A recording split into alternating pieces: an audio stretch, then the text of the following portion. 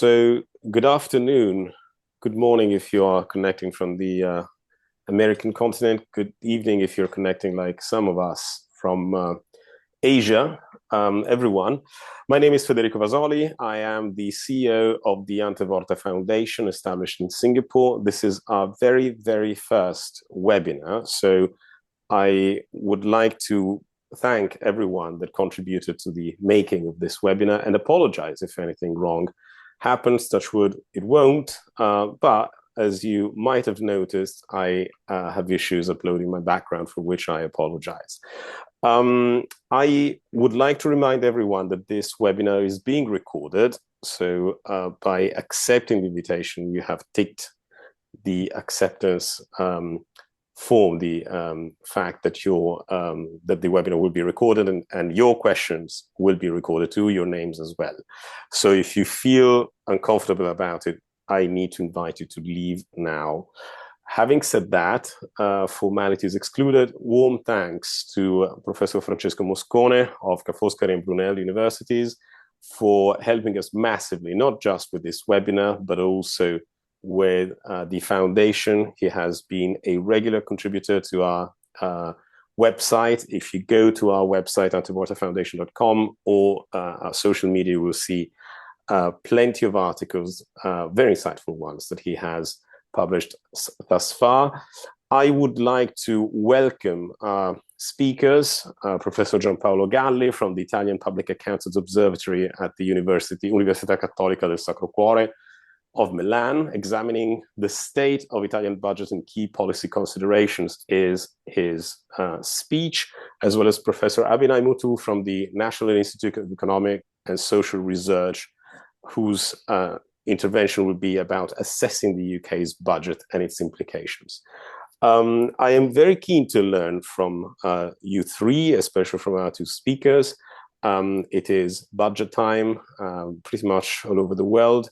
As an Italian that works with new technologies, I have been a bit flabbergasted by the announced taxation of 42% of profits on cryptocurrencies. My personal view, it's not the foundation's view, is that this is something that might kill innovation in a way for very little, for very, very modest revenues for state finances. Allow me to be a bit provocative here. Whilst as a lawyer that works quite internationally, I am following with interest the developments of the abolition of the non-dom status in the UK. I understand that there will be a 4-year grace period or something similar, but no spoiler about that. Now, if you have questions, please do raise your hands. The chat is open for you to contribute to the debate. And without further ado, I will let Professor Francesco Moscone moderate this very first webinar that will last 1 hour. We're aiming at finishing at 4 p.m. more or less. So please stay tuned, and I will see you later for my closing remarks. Thank you very much. Thank you very much indeed, Federico, for this warm and wonderful introduction. Much appreciated. And let me say straight away to our participants that when we talk about the budget, the government budget in Italy at the moment is roughly 30 billions of euro, while in the UK amounts to roughly 40 billion of pounds. And in Italy, we are currently at the third budget under the leadership of Prime Minister Meloni's government. While in the UK, this year's budget marks, I would say, a significant milestone, as it is the first budget delivered by the Labour government, a Labour government, in 14 years. So with the help of my fellow economists, Professor Muthoo, Professor Galli, we're going to discuss questions such as, do the fiscal policies of both countries in the UK and in Italy will have a positive effect in terms of prosperity, economic and social prosperity on citizens of both countries? Who stands to gain from these fiscal policies and who may lose out? And we're going to ask questions such as, how will these fiscal policies in both countries have an effect on us as individuals, entrepreneurs, families.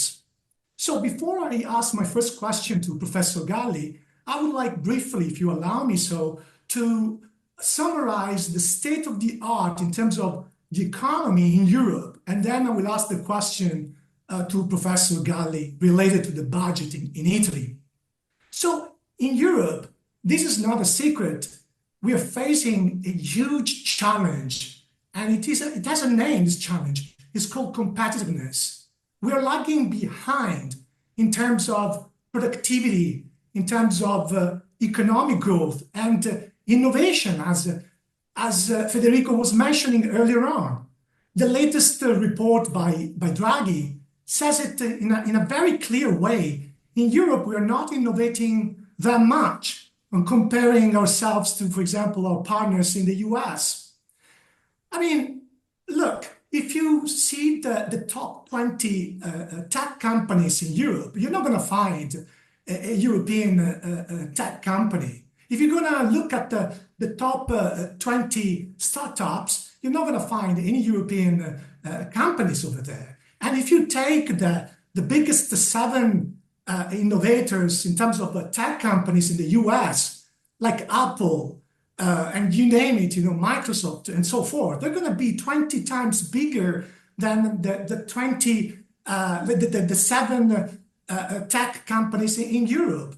So there is a huge gap when it comes to innovation in Europe compared to other countries. Further, as stated in Draghi's report, we have in Europe important and leading universities, but we have a lot of knowledge that has not been transformed into spin-offs, for example, into commercialized products. And that is a problem. We call this problem lack of positive spillover effects between academia and the industry. If you go to Boston, for instance, you'll see leading universities such as Harvard, MIT, collaborating with the industry and contributing to the progress of the nation and ultimately the prosperity of the US. This is not happening, as Draghi has said clearly in his report.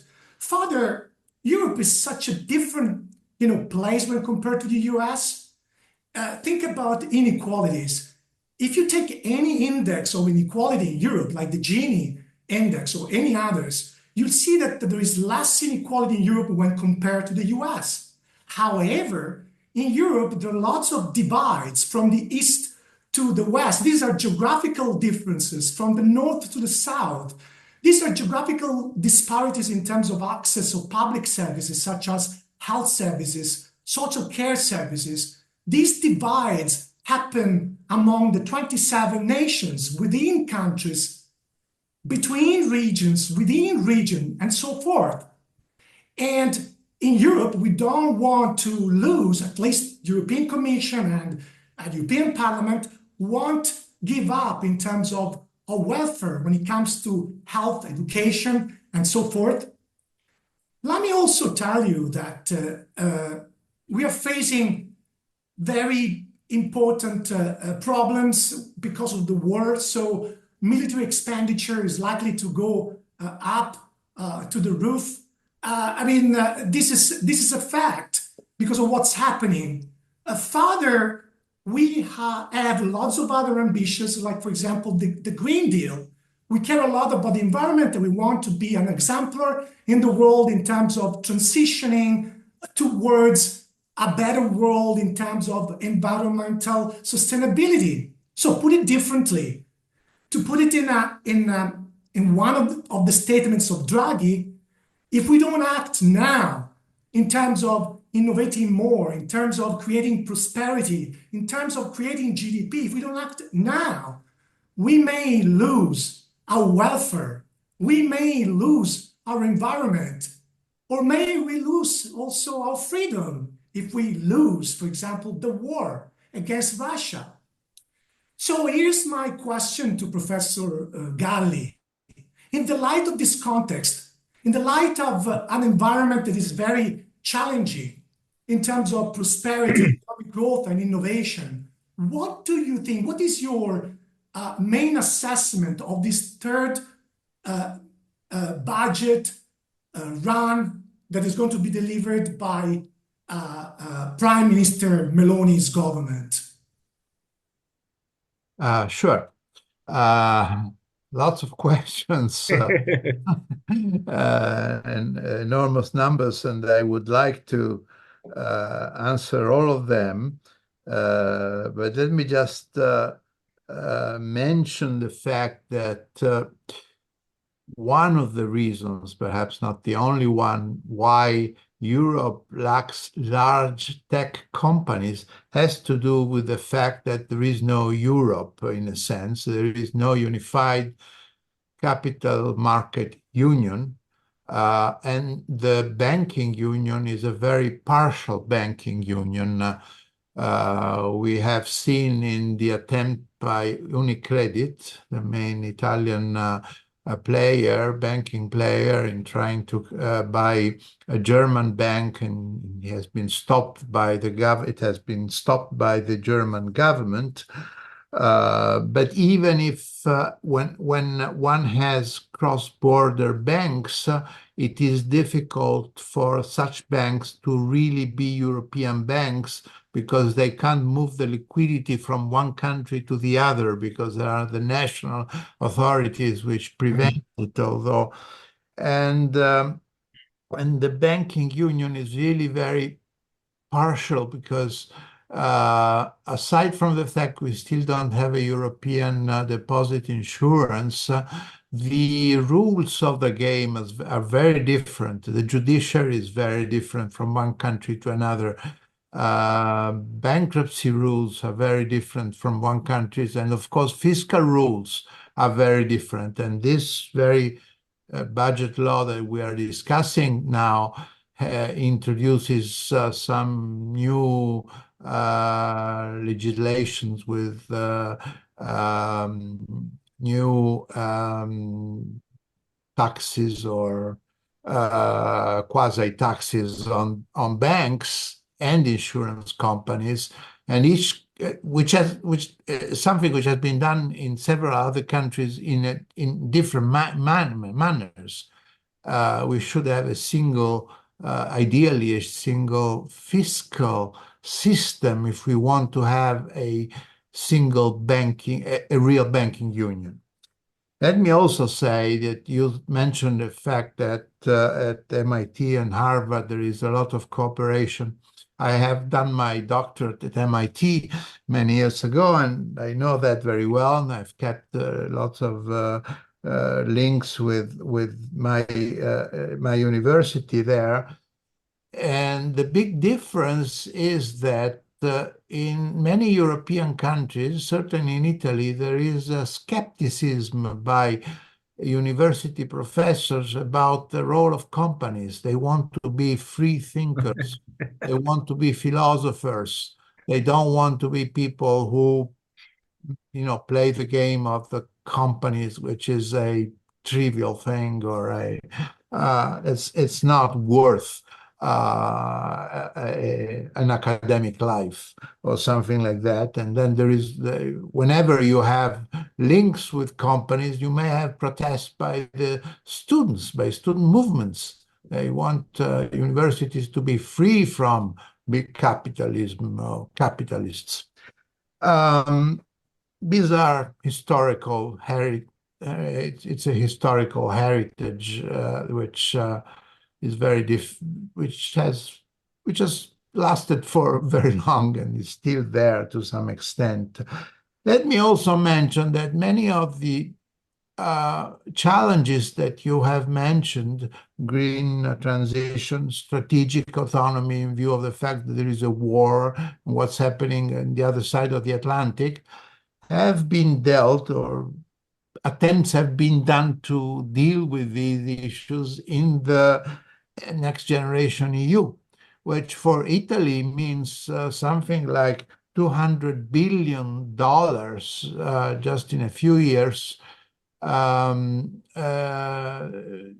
devoted exclusively to investment, not to current expenditure, investment mainly in the Green Deal, and in the digital transition. So now let's come to the budget of the Meloni government. I would say the following, that the big fortune of Meloni and the Meloni government is that the Liz Truss government in the UK, since we are talking about the UK, came a few months before the elections in Italy in 2022. So that Meloni and the Minister of Finance, Giorgetti, could see what happens if you do a budget which is not fully responsible or not fully consistent with expectations of the people who put their money in treasury bills and treasury bonds. And a country like Italy is fundamentally a bit weaker than a country like the UK because the debt ratio, debt to GDP ratio, is higher, and because probably it has a less solid tradition in terms of institutions and also in terms of the strength of the economy. Not very much, but a bit weaker. So the Meloni government got very scared, I think, about what could happen, and they did not, and this was rather fortunate, they did not implement what they had promised during the elections. They had promised big tax cuts, they had promised increases in spending, especially one of the three parties which are part of the government had promised to increase minimum pensions. Another party had promised to decrease pension age. So the electoral promises were in the direction of large increases in the deficit, which did not take place. Now, however, in the very forecast of this government, the public debt ratio is going to increase this year, next year, and in 2026. It's supposed to fall a little bit, and this is because of legacy things that this government had to deal with. And in 2027, it's supposed to fall by a little bit. However, 2027 is the year of the elections. Are we really going to see a, however small, reduction in the debt? This is, I think, the question that lots of people are asking in the markets. And this is the reason why Italy still has the highest interest rate in treasury bonds and the highest spreads on Germany. Higher at this point than Greece, because as you know, Greece is improving very much, is growing, and the forecast of the IMF and also of the European Commission is that the debt ratio of Greece is going to fall below that of Italy in a couple of years. So the budget is a little bit restrictive, not very much, but this is what Italy has to do given the high debt ratio and given the big uncertainties that are around us and which might cause all sorts of unexpected events. And I will stop here for the moment. Sure. Professor Galli, I mean, when we look at the bill, the Italian bill, it looks like some of the money, at least the 3 billion of euro, will come from the banking and insurance system. I mean, it looks like that they're landing at zero interest rate, and then it's like some people say it's like a tax today for them, and then this tax is going to be offset later on. And we see in the budget also that it is a budget that is kind of good in terms of gains for certain income groups, like the low income earners, but it does not do a lot or little or maybe nothing at all for the middle class. Now we know that perhaps they're going to do something for the middle class in terms of reducing taxation 2027, and then maybe, we don't know from what you were saying, public expenditure will go down. But my question is, who stands to gain and who may lose out in terms of these different income groups? Okay. First, banks and insurance. For banks, the law is just asking banks to anticipate liquidity. So it just they have to pay something, and then the government in 2026 will give the money back to the banks. So it's just what you have to consider is the financial cost. So the interest rate times the flow of money that goes to the government, which is peanuts for the banks. For the insurance companies, it looks, and many people have said it's the same thing. Instead, for the insurance companies, it is a real tax, but it's a once and for all tax. It's a una tantum, just for 1 year. Not 1 year, just for a short period of time, which is in fact 4 years. And the insurance company have to give the money to the government, and the government will not give it back to the companies. So they stand to lose a little bit, the insurance companies, although this is not enormous. Low income, I think this is a reasonable measure to reduce taxes for low-income people, because this has the advantage of avoiding a catch-up and a spiraling price-wage spiral. Since we have had such all over Europe high inflation in the last few years, this is likely to smooth the increase in wages because the government is, in a sense, taking care of increasing net wages. And therefore, I find this measure reasonable, although overall, this measure costs 17 billion euros. And the question is, are we really in a position to spend so much money for that purpose? I'm not sure. Middle income, middle class, sure. The middle class are those, middle class, we mean those from 30 to 50, 60 thousand euros per year. So it's a middle lower class, I would say. These people are the ones that are taxed the most. I think they deserve a reduction in taxes. However, again, unfortunately, we are not in a position to help them very much. Consider the fact that that the ratio of interest spending over GDP is 4%.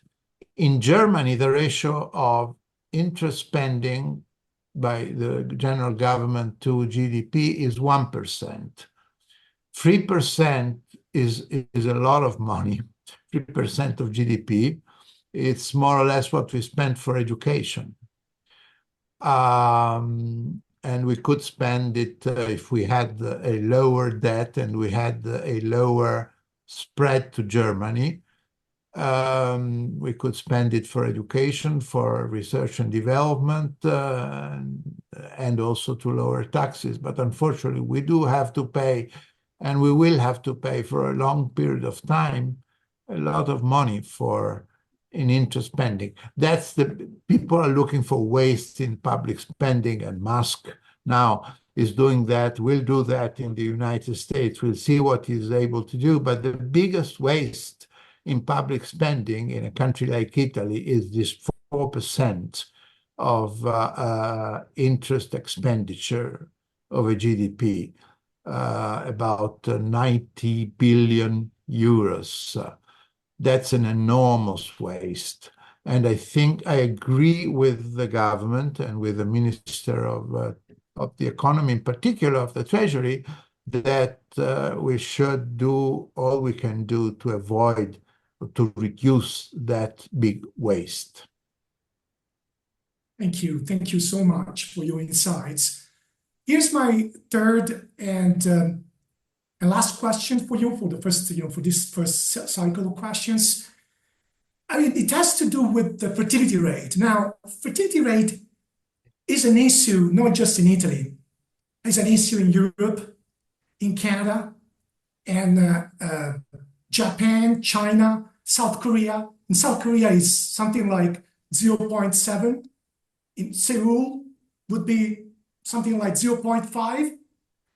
Now, these societies, like the Italian one, is aging, which is a good thing. I mean, because life expectancy has been increasing virtually everywhere within the OECD countries. So we're living longer. I'm not sure that we are living, a better life, a quality life, because there are lots of morbidities, comorbidities, chronic diseases emerging because we are an aging society. But it is a fact that as we are, aging, life expectancy is increasing, and we should look at also healthy years of life, the workforce is shrinking, and this poses threats to the labor supply, to the labor market. This poses threats, the threats that I was mentioning before in terms of also productivity and economic growth. So if you look at Italy, for example, the latest figures from the Office of National Statistics are predicting that in Italy at the end of the year, there are going to be something like 370,000 births, which is 10,000 lower than the previous year.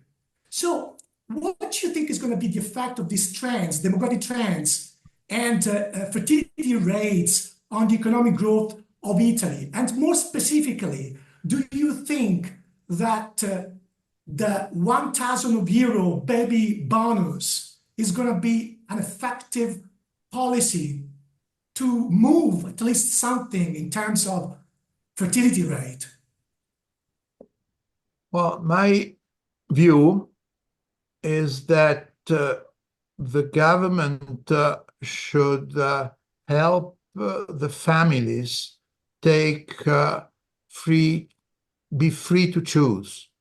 I want families to be free to choose and not be constrained by lack of social services or lack of a welfare system, be constrained not to have children. I want women to be free to choose, essentially, but also men.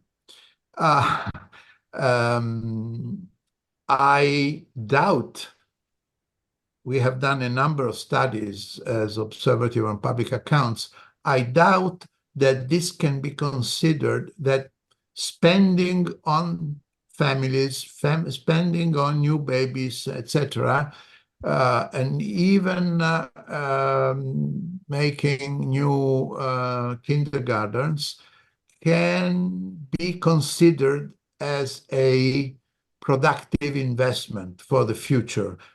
Productive investment in terms of helping the growth of GDP and helping especially making the pension system sustainable.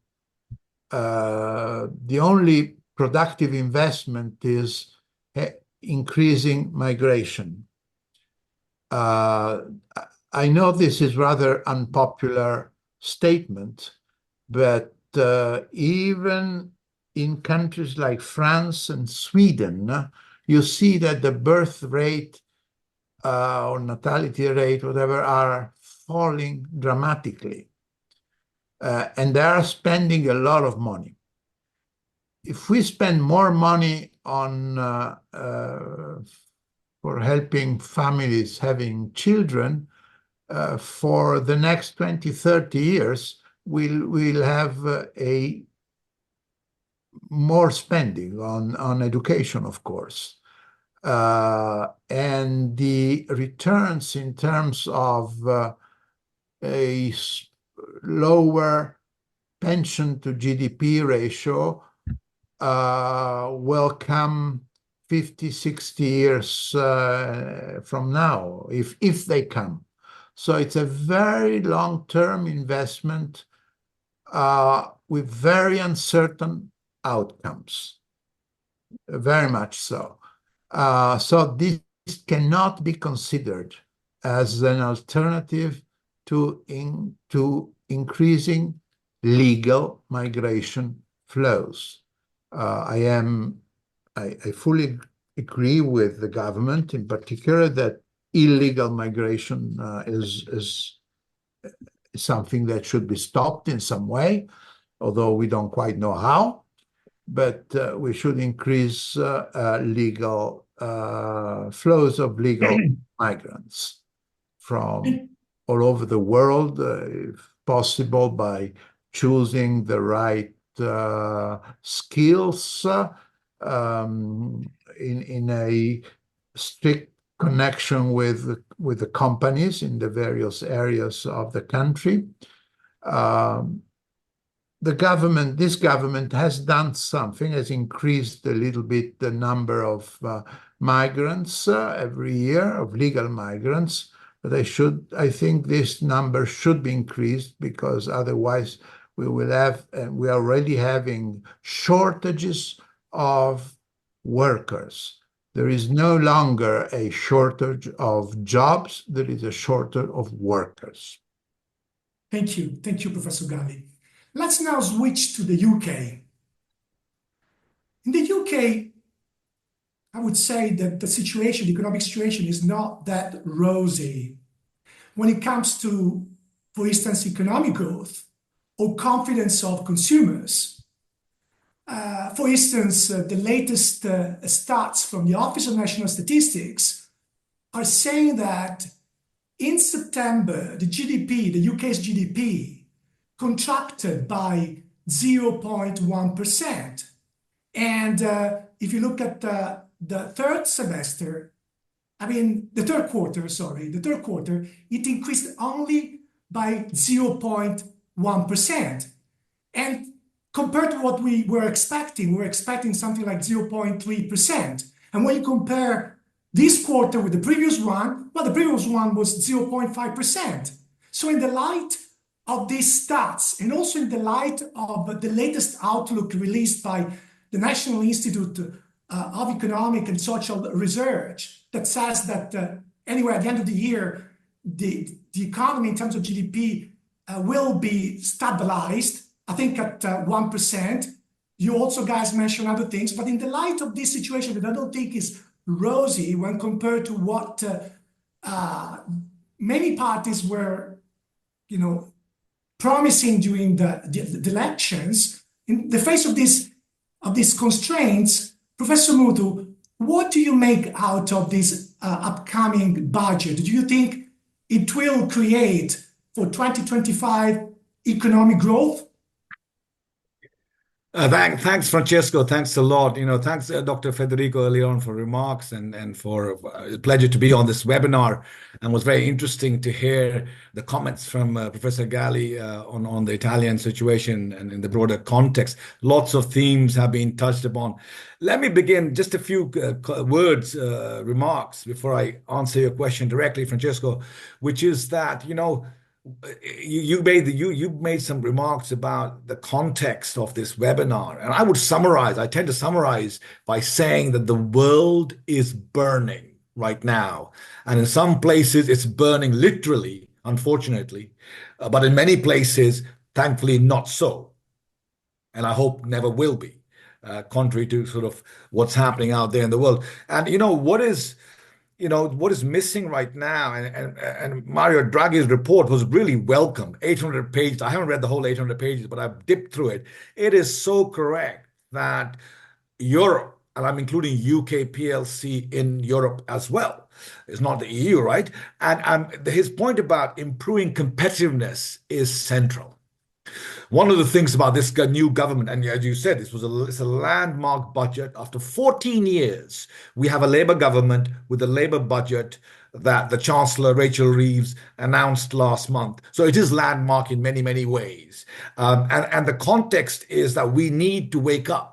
We need to wake up in terms of improving our competitiveness. And we need to look at fundamentals. And it's interesting, I think Professor Galli talked about, what the university is not collaborating. We need to think big, really ambitious in the way the Draghi report points out. We need to think about new rules of the game. We need to go that deep, and we're not doing that. To some extent, we are doing that. So let me turn to the UK budget. Yes, in many ways, it was amazing. Largest tax increase for a decade, around 40 billion pounds. Huge amount of tax increase. Of course, falling, some would argue, on the wrong places, on the employers, large employers having to pay higher national insurance contributions, employer contributions. But also at the same time, our largest tax increases, you also have new big public investments. For example, there's I think I'm looking at my number, 6.7 billion have been allocated to education and skills. There's about 20 billion are going to be put into the health service. Just as a footnote, what's happening in the UK is that there are a large number of people who could be working but are not working because of health-related matters. So, for example, the 20 billion investment in the NHS just on the day-to-day cost that they are incurring will help towards that. I'll give you that's one example where the current budget that she announced in October is going to start moving us in the right direction. But in my view, the government needs to do much more. I mean, they've got this new idea, and they're trying to address the fiscal framework a bit, and we all know the details of that, but they need to go further than that to raise more money in order to have more resources to invest. So there is an issue about how do we get more resources, more economic growth. And one of the good things about this government, the Prime Minister Keir Starmer made the point that his number one objective is economic growth, economic growth, economic growth. I know we can discuss, is that the right objective? When I'm an economist, we are all economists, Federico is a lawyer, economist. We need to think about how do we generate the resources so we can improve people's lives right now. Of course, we are also worrying about, climate crisis, climate change, and indeed this government and other governments. We had COP29 last week, where we are talking about how do we go towards green economies. And so that is not lost on the agenda, but it's gone down a bit. So there is this focus on economic growth. It's been pretty bad, as you pointed out, Francesco. And let me just point out something. Let's step back as people here are listening. There's no silver bullet. And economists, with due respect to my tribe, have failed so far in trying to understand deeply what is causing bad, low productivity in the UK for the last 15 years. And across the board, by the way, of course, UK is sort of at the bottom of the G7 in terms of rankings on productivity and growth and so on, but even in Europe. And that's why Draghi's report is welcome.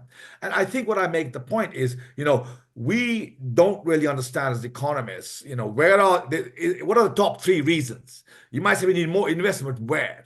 One of the things we need to recognize as people interested in thinking about these problems is we are going through a revolution, an AI revolution. It's just begun. Only a few years ago, the AI revolution.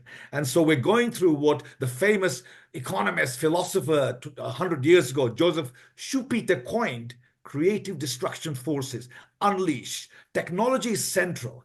And as you pointed out, and Professor Galli pointed out this as well, is that in Europe, we're not doing enough to create an enabling environment for tech firms, for technology to grow from here. And we need to do more on that. And you know, one of the Nobel Prize in economics this year was given to people who nailed the following idea, following topic, which is that institutions matter. And by institutions, it is the rules of the game matter.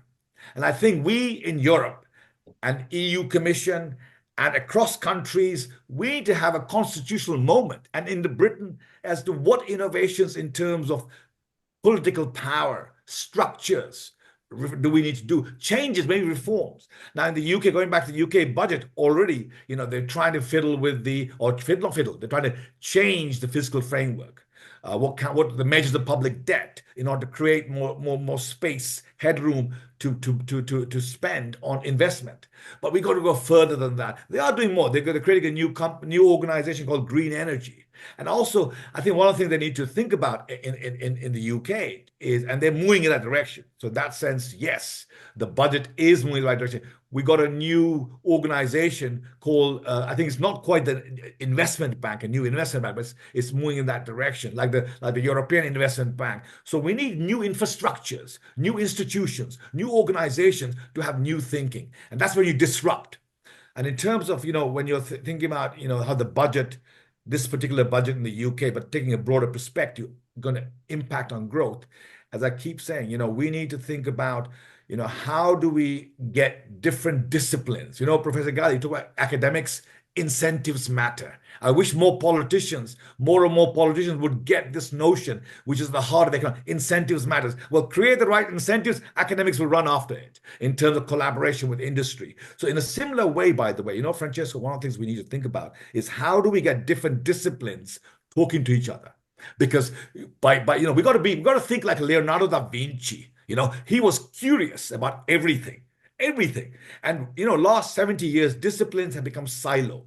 We need more collaboration across disciplines, across different walks of life, policymakers and academia. And then you can create innovation. You know, it's at the boundaries where sparks happened between law and economics and anthropology and AI. And we don't have those infrastructures in place across Europe and even in the UK. We have a little bit. So, Francesco, yeah, I know we're running out of time, but basically, yes, we need more innovation in terms of the rules of the game. And that's why we need to think about the next 5 years or so in UK and in Europe. Thank you. Thank you so much. You mentioned earlier on the national insurance, the employer national insurance. Now, the Chancellor, when announcing the budget, also announced an increase in 15% of the national insurance while reducing the threshold. Now, some economists think that this is a tax on jobs. So I would like to know what is your intake? What do you think if it is a tax on jobs, and what it means in terms of prosperity for the UK, this increase in national insurance? Yeah, I think a lot of us were surprised that she did this. Why not other taxes she could have done instead? Absolutely. Just use common sense. The employer, it'll apply mostly to, by the way, large firms who are hiring employees who have to pay this tax called the employer's national insurance, who have to pay this tax to the government.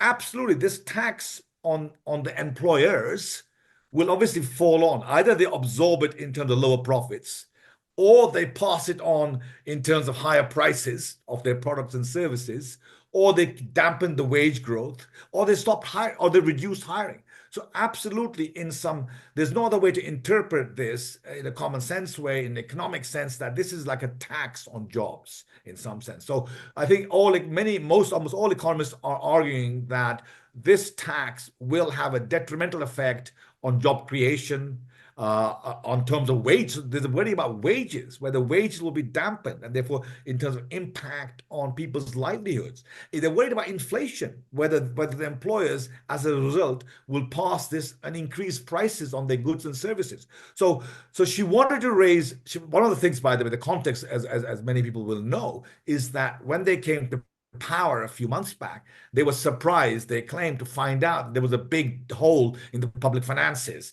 to about 40 billion pounds, and they needed to fill it quickly. And they talked throughout that. Look, all we're going to do to the run of the budget is fix the public finances. And that's what this budget is about, fixing the public finances to get the foundations right. And then I think we'll see in the spring statement, and then the budget next year, we might see more fundamental reforms. And in that context, for some reason, which I don't totally understand, she's raised 25 billion pounds from this tax, by the way. So it's a large amount of money that she has been able to raise through this tax, and which basically gives a big dent into that hole that she was talking about. So that's the rationale. But in terms of Francesco, what you pointed out, is this going to impact and have implications? Absolutely. This is why, it's nothing to do with her. One of the things I would like to happen is politicians to understand, go back, that incentives matter. The tax will affect behavior. It's distortionary. We all economists know it's distortionary. And I think and of course she's an economist herself. I'm sure she's aware of this. But I'm making the general point that we have to recognize that policies will affect human beings who will change their actions, their behaviors. And I think, unfortunately, now long-term implications. Look, in the end, they could try to mitigate it in different kind of ways, give a threshold. They have a threshold, exempt certain firms. It's beneficial. Self-employed don't pay for it. So it might be an indirect way to incentivize, create your own business, become self-employed. So there are pros and cons. So on the headline, you're right, Francesco, is a tax on jobs. Thank you. And just the last question, a following up question. You've been leading different important Department of Economics in the UK, like Essex, for example, Warwick. You've been the head of the department. And I would like to have a comment from you, looking at this situation in higher education, where lots of universities have announced redundancies. Now, what do you think this unexpected increase in the national insurance that we were talking about will create in terms of job losses and prosperity for our UK universities? Look, it's happening, especially look at the top 20 universities or so will be fine in the end. They will not have job losses, I suspect. They are fine because students still want to come and the revenues are coming in. But the bottom 50 universities are going to be in deep trouble. Absolutely. And there's already talk about mergers and so on and so forth. So unless the government steps in, which is unlikely, they're going to be in deep trouble. I think people already talk. I'm hearing already from certain universities where there are, redundancies, or talk about, whether people want to go voluntary redundancies, who wants to go off sooner rather than later. One of the things that I really want to emphasize in this context about on the university, I think Giampaolo Galli made this point about the importance of collaboration between universities and industry. And that's what Silicon Valley and the East Coast are collaborations between industry. Silicon Valley, Stanford, Berkeley, and the entrepreneurial world for the last, 70 years. We need to create that kind of environment in the UK, in Europe. And I think the state's obligation is to create an enabling environment, create incentives, where there's tax breaks and so on and so forth. We're not seeing it. Cambridge, UK has that to some extent, but not enough across the country and across the continent. We need more of that. So, this is a mistake by governments across the world and in Europe, in UK, to not recognize the fundamentality of research universities where the original ideas come, but you need to get them out there. You need to get them out there to provide those. Just look at the story of Google. I was listening to the story how Larry Page and Sergey, they were Stanford PhD students, and then it's so fascinating story and so on and so forth. I'll pause there. I know we're running out of time. Thank you so much. Federico, I would like to, if you have some questions, or the floor have some questions, I would like to welcome the questions from the floor. That would be great. Or if you have any questions before we conclude. Yes, let us see whether there are any questions in the chat, which I do not see in the Q&A section, sorry. I would definitely give priority to our viewers. If not, by the way, the recording of this webinar would be posted on our YouTube channel in the next few days for those of you that have joined later. No, I do have a question, which is in a way systematic. That is, in Italy, Professor Galli, we have a system, correct me if I'm wrong, which is a tax system which is based on exceptions. You have the sistema forfettario, you have exceptions here, bonuses there, etc. I wonder if what Abhinay, what Professor Muthoo suggested just earlier about providing incentives would not fall in the same trap, which is to take political decisions that will damage a systemic view of the tax system. Now, I do know both of you, actually all of you three, mentioned the fact that taxation has to do with behavior and has to do with driving economic forces. But the problem in the end for a country like Italy is that putting the pieces back together may become troublesome, especially when there is a change in government. But I do appreciate, of course, the fundamental need for boosting collaboration between universities, research centers, and business. It is something that I, in other capacities, am trying to do, but this is not the right place to talk about it. I'll leave it to you. And we do have a question, sorry, before you answer, let's see whether this is relevant. Yes, this is indeed relevant because we have Greta Bergamo who asks, can I ask what you think about the collaboration of universities and industries in Italy? So I guess my question is more for Professor Muthoo, and this second question is more for Professor Galli, but up to you, of course, to decide, and then we'll wrap it up. So, Federico, what question would you have for me? I heard your comment.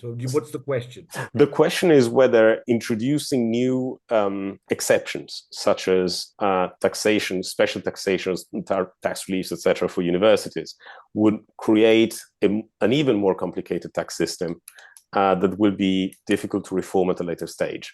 See what's happening in Italy. Yeah. In fact, let me just jump in. We need to simplify our tax system. Simplify. So first to make the point that the UK tax system, and I think it applies to Italy as well, we need to find ways to simplify it. Go back to my rules of the game, also applies to the tax system, which defines the rules. And it's quite clear, we need to simplify, and it's hard to simplify. So let me just put that point. In terms of the incentives to universities to collaborate with industry to overcome the point that Professor Galli made. We think we are philosophers. Maybe a few of us are philosophers, but majority are not philosophers of the type that, high quality type. And therefore, we need to collaborate. So my point was, we need to find mechanisms to incentivize academics to want to collaborate with industry across sciences and social sciences. And it might be a tax break, it may be other mechanisms, but that I don't want that to be taken away to mean that I want to have a even more thing put on top of the tax system. We need to simplify it. So maybe through other mechanisms of incentivizing the academic and industry. We got both. Anyway, I'll pause there. Over to you. Absolutely. Thank you. Professor Galli, there's this question from Greta Bergamo asking what you think about the current state of collaboration of universities and industries in Italy. Yes, I think this is one of the key issues for economic growth.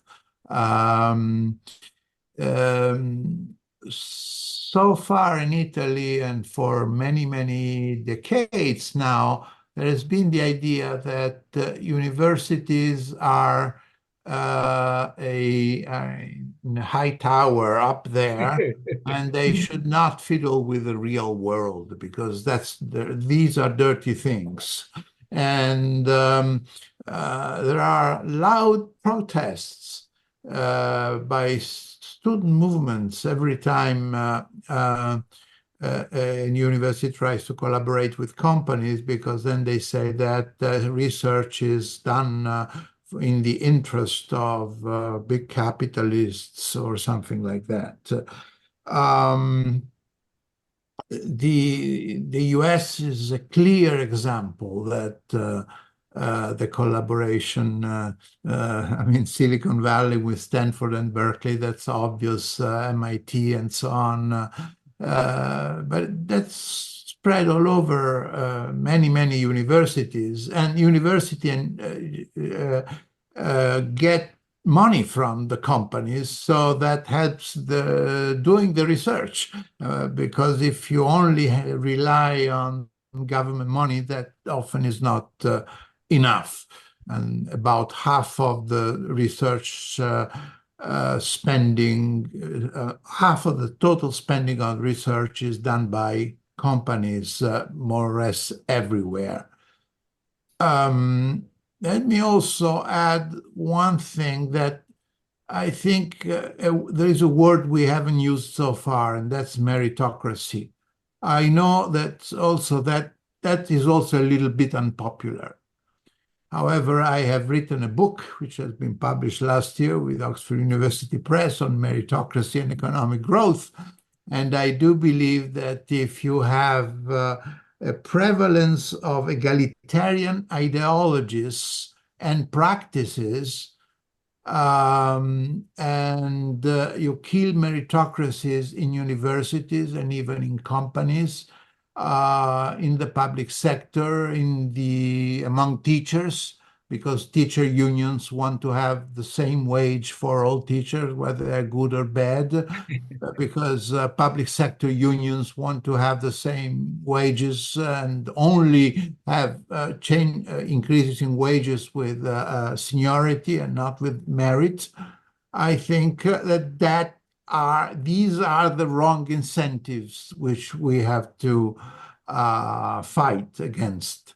And therefore, I think we should have a European Meritocracy Day, at least once a year, to recall everybody that it's not true that meritocracy is a scandal, as even some American philosophers are arguing. You might have heard about a guy called Michael Sandel. He teaches at Harvard University, and he says that meritocracy is a terrible thing. Not true, not true.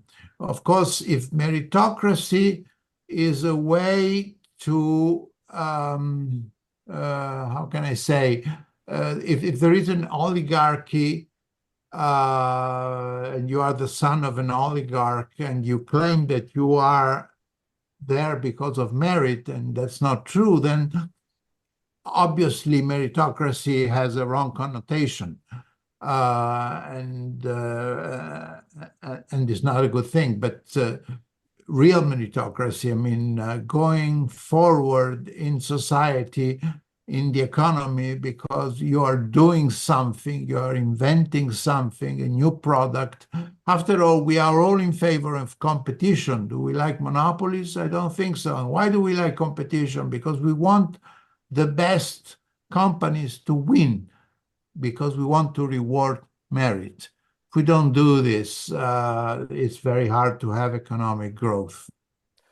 I know that we're running out of time, but there are 3 quick questions. Well, actually, one is from James Clark, who asked a question for all 3 speakers. But please, James Clark, type your question and we'll be delighted to answer. In the meantime, Professor Galli, from Anna Sartor, what impact would increased digitalization of the Italian tax system have on reducing tax evasion and simplifying processes for taxpayers? Allow me to briefly answer that, then I'll give the floor to you, Professor Galli.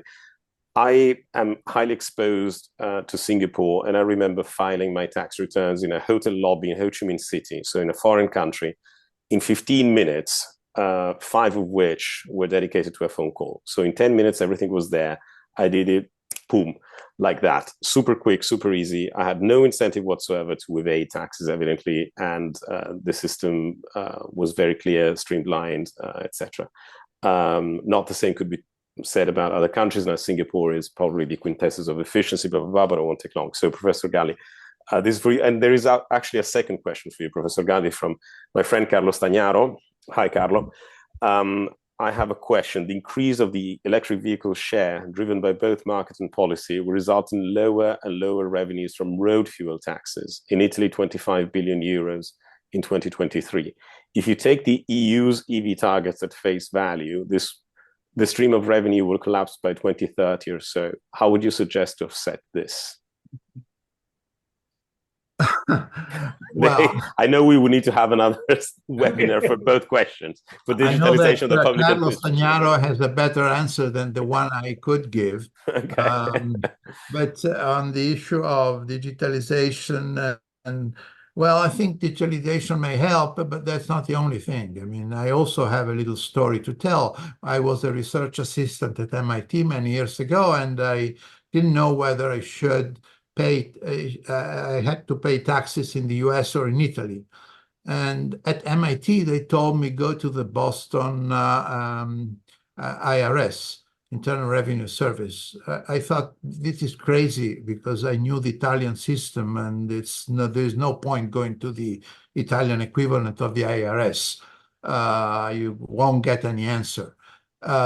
So I went there, I waited some 10 minutes, and then a very gentle lady received me, and she wasn't quite sure. She looked at the big books, and then she said, okay, you can pay the tax in Italy, and that's your business, or you can pay a little bit more in the US, and you can do it right now, immediately. I said, I pay a little bit more in the US because that's much easier. Of course, it was a small tax anyway, but the difference wasn't enormous as far as I could tell. Digitalization, of course, may help a lot. And although there is this big issue, that privacy. Do we care about privacy? And the privacy authority in Italy, I think, is a bit too strict. Nonetheless, there is an issue of privacy that we have to look at it up. And about the question of Carlos Tagnaro, I don't know what to do. Probably we will have to increase taxes on something else, given that we want to incentivize electric vehicles and not to penalize them. Although by 2030, I think probably we won't need to do that any longer. But I don't know exactly what the numbers involved are. Thank you, Professor Galli. We have a number of papers on Antevorta's website written by Dr. Bidit Day about electric vehicles and the energy transition, the battle with China, etc. So I encourage you to visit the website. Carlo, let's keep in touch and do something together. With this, we've managed to remain on time. Again, this was a very first attempt at organizing a webinar by Antevorta. So big thanks to Professor Francesco Moscone, Professor Abhinay Muthoo, and Professor Giampaolo Galli, to Brunel University, Ca' Foscari, Università Cattolica del Sacro Cuore, and I thank you all for joining. Please stay tuned, because we aim at organizing probably one webinar per month, if not more, with the same and more speakers on a variety of topics. So stay tuned. Francesco, I don't know if you want to add anything else as a closing remark. No. Well, on behalf of all the participants, thank you so much to you, Federico, and Antevorta, for allowing us to have such a wonderful, tremendous meeting today. Thank you. Thank you all very much. Keep in touch. And as I said, you will see the recording of this webinar on our YouTube channel in the next few days. We'll fix a few glitches and we'll upload it. Thank you all. Thank you. Thank you. Bye-bye. Thank you. Thanks a lot. Thank you.